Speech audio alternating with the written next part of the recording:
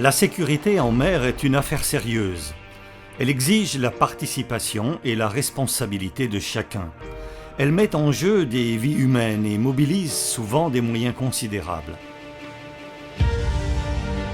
La balise de détresse est le moyen le plus fiable pour donner l'alerte dans un espace maritime immense. Il existe de nombreux modèles. Il convient donc de bien la choisir en fonction de son navire et de son activité. 3 types de balises sont concernés.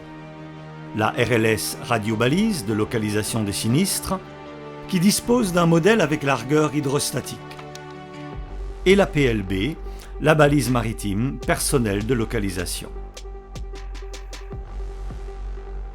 La réglementation en Polynésie française prévoit la RLS avec largueur pour les navires de pêche et les navires de charge dont la zone de navigation est égale ou supérieure à 20 000 marins de la côte.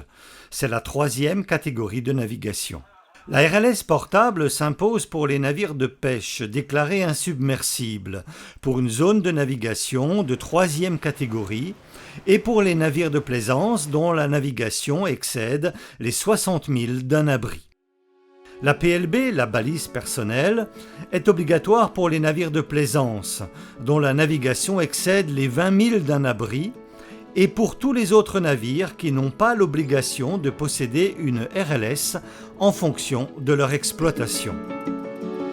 Elle est particulièrement recommandée, la PLB, pour les activités sportives, comme le VAA, le kayak, le paddle ou encore la pêche de loisirs.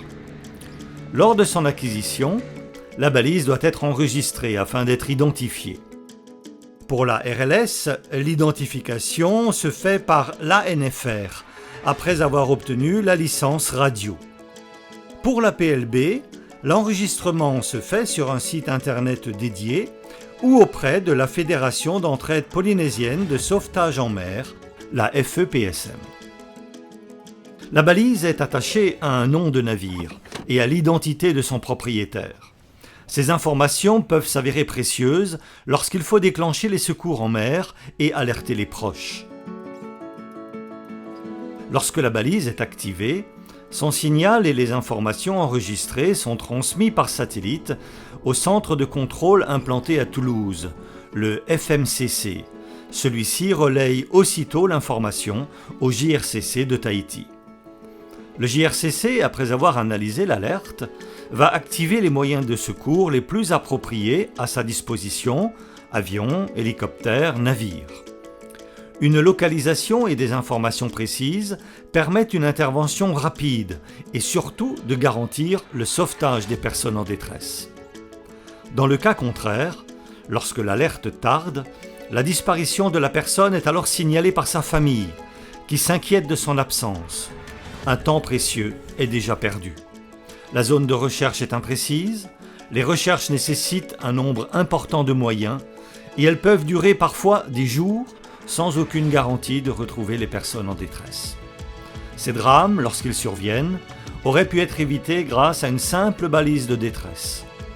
Lorsque je prends la mer, je pense à ma sécurité et à ma famille. Je suis acteur et premier responsable de ma sécurité.